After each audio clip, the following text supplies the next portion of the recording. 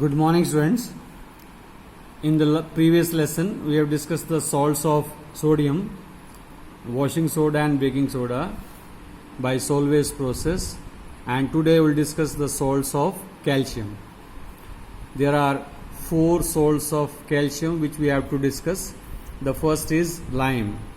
Lime means quicklime or calcium oxide. Quicklime and calcium oxide, the chemical name of this compound. Formula is CaO. The second is slaked lime, calcium hydroxide, and this is also known as lime water. This is also called lime water. The third is bleaching powder, CaOCl2, and the chemical name is calcium oxychloride. CaOCl2, calcium oxychloride. And the fourth one is plaster of Paris, which is called calcium sulfate hemihydrate or calcium sulfate semihydrate, or it is also known as plaster of Paris. It is also known as plaster of Paris or POP. It is called semihydrate or hemihydrate because of half molecule of water of crystallization. So we'll start with lime. बहुत ही आसान है बेटे, ये सोल्वेज process की तरह इतनी सारी reaction involve नहीं है इसमें, एक एक रिएक्शन में सारी प्रेपरेशन है. The first one is lime और कैल्शियम ऑक्साइड और quick lime. Quick lime is prepared by the decomposition of limestone. Limestone is nothing but calcium carbonate. CaCO3 when heated gives on decomposition calcium oxide and carbon dioxide. This calcium oxide is nothing but quicklime. This is quicklime. Now the uses of quicklime, it is used in the production of steel and paper. It is used in the treatment of water. It is used in the mining industries as flux. ये next chapter में पढ़ेंगे what is flux. And it is used in the lining of furnaces. Calcium oxide जो है वो बहुत ही stable compound है. ये 3000 degree centigrade पे भी डिकम्पोज नहीं होता है, यानी इसको आप जितना मर्जी हीट करो कैल्शियम ऑक्सीजन में ब्रेक नहीं होगा on heating. And that's why it is use in the lining of furnaces. जो हाई टेम्परेचर फर्नेसेस होती हैं उनमें फर्नेस की इनर लाइनिंग में काम आता है. एक तरह से ये चूने की तरह होता है. And in the purifying, it is use in purifying sugar. Sugar को प्योरीफाई करने में भी इसका यूज होता है. So this is how quick lime is formed by the decomposition of calcium carbonate or limestone. Right? The second product is slaked lime or calcium hydroxide, and it is also known as lime water. Calcium hydroxide. Slaked lime is prepared by the hydration of lime. यानी lime में अगर आप पानी add कर देंगे तो बन जाएगा स्लेक्ड लाइम. देखो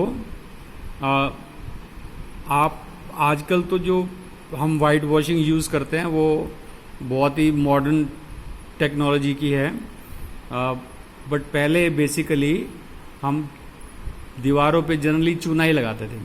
आजकल चूना कोई यूज़ नहीं करता है, मिनिमम डिस्टेम्पर तो यूज़ करता ही है, या फिर enamel paint, plastic paint, velvet paint ये होता है. बट पहले जो है वो स्लेक्ड लाइम से ही वाइट वॉशिंग करते थे. तो बेसिकली ये रिएक्शन होती कैसे है, जो ये है, ये इसको चूना बोलते हैं क्विक लाइम को, और इसको जब हम वाटर में डालते हैं तो उससे एक हस्किंग साउंड निकलती है, because it's a highly exothermic reaction when water is added to lime to form calcium hydroxide, and the reaction is known as slaking of lime. और इसमें हसिंग साउंड प्रोड्यूस होती है. जैसे आप लाइम में वाटर डालेंगे तो एक हसिंग साउंड प्रोड्यूस होती है because of the exothermic reaction, and the calcium hydroxide produce is sparingly soluble in water. Means कुछ जो है वो सॉल्युबल पार्ट सॉल्युबल हो जाता है और बाकी सॉल्युबल नहीं होता है, तो उसको हम फ़िल्टर कर लेते हैं। फ़िल्टर करने के बाद जो भी सोल्यूशन आता है उसके अंदर अगर आप एक्स्ट्रा वाइटनेस के लिए थोड़ा सा हम नील डाल देते थे, 1-2 ड्रॉप नील की डाल देते थे, और वो जो सोल्यूशन तैयार होता था उसको हम वाइट वॉशिंग के लिए यूज़ करते थे। सो स्लेक्ड लाइम और lime water is found by the action of water on quick lime. ये क्विक लाइम है और क्विक लाइम में वाटर डालेंगे तो स्लेक्ड लाइम बन जाएगा, which is sparingly soluble in water. आपको याद होगा when carbon dioxide is pass through lime water, ये लाइम वाटर है और ये carbon dioxide, it gives the solution turns milky. The solution turns milky, ये हमने पहले पढ़ा हुआ है in the first chapter. The solution turns milky because of the preparation of calcium carbonate and carbon dioxide gases, sorry carbon dioxide नहीं आएगी इसमें, water बनेगा, and the milkiness is due to the preparation of calcium carbonate। और फिर अगर हम इसमें access में, ये सेकेंड रिएक्शन है, एक्सेस में कार्बन डाइऑक्साइड पास करेंगे इस सोल्यूशन में, तो when excess of carbon dioxide, यहाँ पे हम लिख देते हैं excess of carbon dioxide, when excess of carbon dioxide is passed through lime water, it forms clear solution of calcium bicarbonate। ये clear solution हो जाएगा, यानी मिल्कीनेस जो है वो डिसअपियर हो जाएगी। ये रिएक्शन हम पहले कर चुके हैं in the properties of acid and bases. फिर से देखो, लाइम वाटर का कंफर्म टेस्ट है कि कार्बन डाइऑक्साइड का कंफर्म टेस्ट है, it turns lime water milky. तो when carbon dioxide is passed through lime water, it gives precipitate of calcium carbonate, and the solution turns milky due to the formation of calcium carbonate, and when excess of carbon dioxide gas is passed through, the milkiness disappear because of the formation of calcium bicarbonate। Carbonate की बजाय bicarbonate बन जाएगा और वो clear solution होता है, उसके कोई मिल्कीनेस नहीं होती है, सोल्यूशन बिल्कुल क्लियर हो जाएगा। ये टेस्ट ऑफ कार्बन डाइऑक्साइड भी बोलते हैं इसको, इसी रिएक्शन से टेस्ट ऑफ CO2 भी बोलते हैं इसको। इसके यूजेस देखते हैं अब। Now it is use in making mortar. पहले बेसिकली जब सीमेंट नहीं होता था तो जो पुरानी हिस्टोरिकल बिल्डिंग्स होती है उसमें चूने का यूज़ करते थे।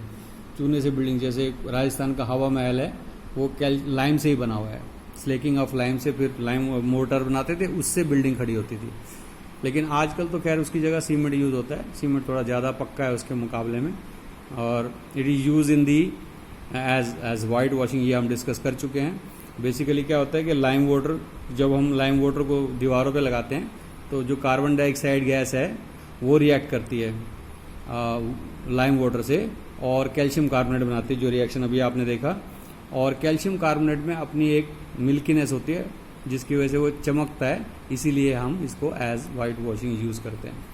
It is use in making glass and it is use as bleaching powder. Bleaching powder तो अभी आप पढ़ने वाले हो, इसके अगला स्टेप ब्लीचिंग पाउडर ही है, तो उसके अंदर भी बनाने में भी लाइम वाटर का यूज़ होता है। The next salts of calcium is bleaching powder और कैल्शियम ऑक्सीक्लोराइड। ब्लीचिंग पाउडर और calcium oxychloride, this bleaching powder is commercially prepared by Hasenclever plant. आप YouTube पे इसका डायग्राम देख सकते हो हैसन-क्लेवर प्लांट का। हालांकि डिटेल में नहीं जाना है हमें, यहाँ पे भी बुक में नहीं दिया हुआ, आपकी बुक में भी, but if you want to see the commercial preparation of bleaching powder by Hasenclever plant, तो आप डायग्राम YouTube से देख सकते हो हैसन-क्लेवर प्लांट का, तो आपको बहुत आसानी से क्लियर हो जाएगा। बट जो केमिकल रिएक्शन होती है उसमें वो सिर्फ यहीं पे हमें छोटी सी बात याद रखनी है, एक केमिकल रिएक्शन याद रखनी है।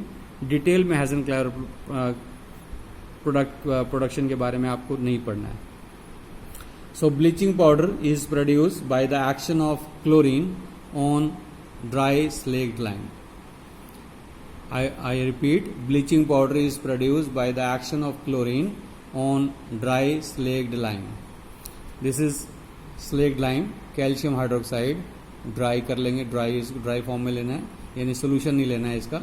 And when chlorine gas is pass through it, it forms calcium oxychloride and water. This calcium oxychloride is nothing but bleaching powder. तो देखो अब बहुत आसानी से आ रहा है एक एक रिएक्शन में। देखो पहले लाइम वाटर से, पहले अगर आप लाइम वाटर कैल्शियम कार्बोनेट को डिकम्पोज करते हो तो कैल्शियम ऑक्साइड यानी क्विकलैम बन जाता है, और क्विकलैम में वाटर डालते हो तो कैल्शियम हाइड्रोक्साइड बन जाता है, और कैल्शियम हाइड्रोक्साइड में क्लोरीन डालते हो तो ब्लीचिंग पाउडर बन जाता है। तो बहुत ही सिंपल है, 3 रिएक्शन में 3 प्रोडक्ट्स आ रहे हैं आपके पास। तो सॉल्ट्स ऑफ कैल्शियम की प्रेपरेशन बहुत ही सिंपल है, और यूजेस तो याद ही करने होते हैं। And the plant use for commercial preparation of calcium oxychloride is known as Hasenclever plant. ये मैंने ऊपर लिखा हुआ है, Hasenclever plant. And its properties are, it is yellowish white powder and it is soluble in water. And what is the action of air? Air में जो carbon dioxide है वो बेसिकली इससे रिएक्ट करती है। So when bleaching powder is exposed to open air, it react with carbon dioxide present in atmosphere to form again calcium carbonate and release release chlorine gas। ठीक है, इसीलिए हमेशा जब भी आप ब्लीचिंग पाउडर को ऐसे ही रखेंगे ओपन में तो उसमें से हमेशा क्लोरीन की स्मेल आती रहती है, और ये and that is because of this reaction. तो ब्लीचिंग पाउडर से हमेशा क्लोरीन की स्मेल आएगी। तो ये था बेटे preparation and properties of bleaching powder and the uses of bleaching powder. नाम ही जब उसका ब्लीचिंग पाउडर तो ब्लीच करने के तो काम आएगा। It is use in textile industry for bleaching cotton and linen. It is use in the textile industry for bleaching cotton and linen. It is use in paper industry for the bleaching of wood pulp. Wood pulp को bleach करने के लिए, यानी जो paper का colour होता है वो ब्राइट आने के लिए। जैसे आपने देखा होगा, जैसे आपका जो न्यूज़पेपर आता है उसका जो कलर होता है वो जो बेस है कलर का वो वाइट होता है, वो मतलब काफ़ी अच्छा ब्राइट वाइट होता है।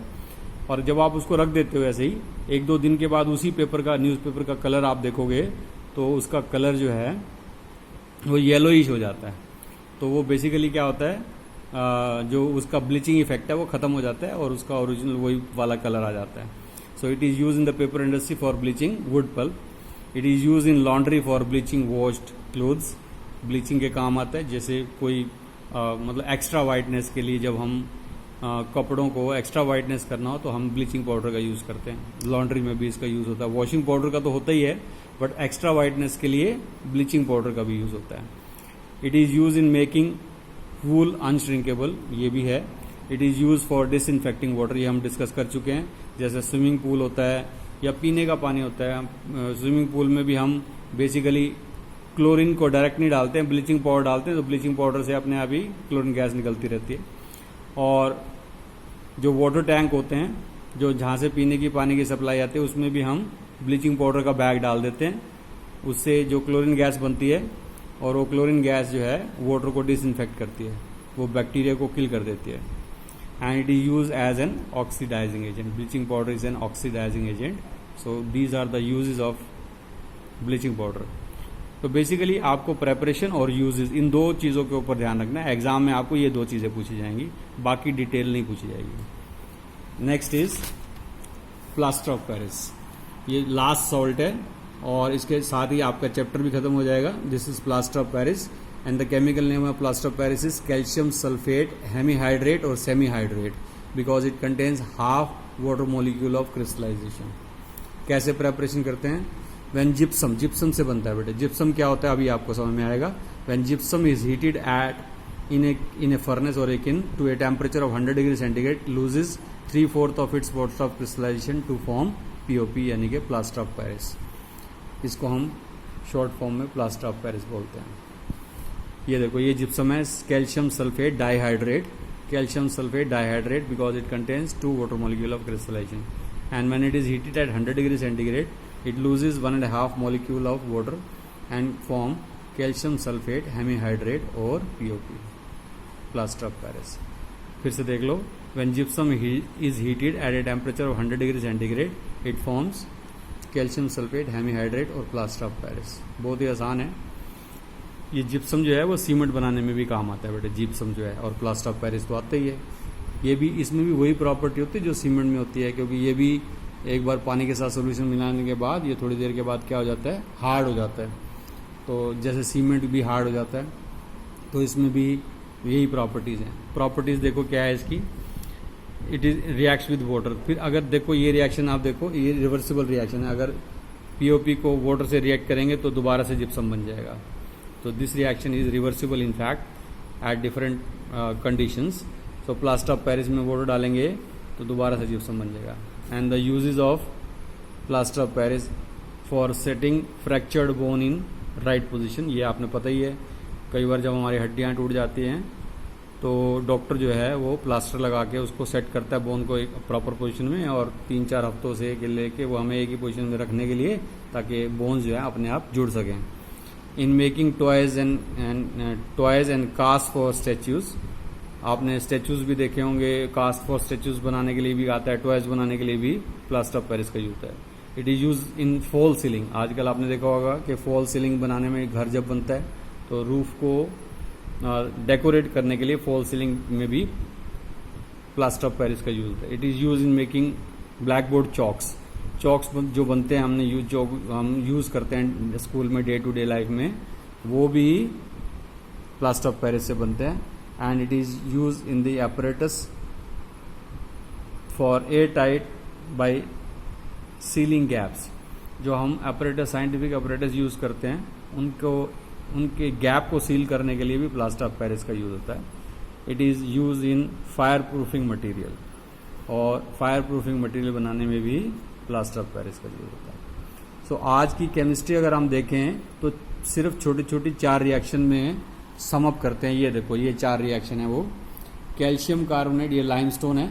लाइमस्टोन को हीट करेंगे तो क्विक लाइम बनेगा, साथ में carbon dioxide gas. Quick lime में वाटर डालेंगे तो स्लेक्ट लाइम बन जाएगा, और स्लेक्ट लाइम में क्लोरीन डालेंगे तो ब्लीचिंग पाउडर बन जाएगा, यानी कि कैल्शियम ऑक्सीक्लोराइड बन जाएगा। और फिर हम जिप्सम को हीट करेंगे 100 डिग्री सेंटीग्रेड पे तो प्लास्टर ऑफ पेरिस बन जाएगा। सो बेसिकली केमिस्ट्री सिर्फ ये 4 रिएक्शन है, बाकी तो यूजेस हैं वो आपको क्रैम करने हैं, याद रखने हैं, और 1-2 बार पढ़ेंगे तो वैसे ही दिमाग में फिट हो जाएगा, याद हो जाएगा। So with this we conclude this chapter. In the next lesson we'll discuss the question answers, and then you can complete your notes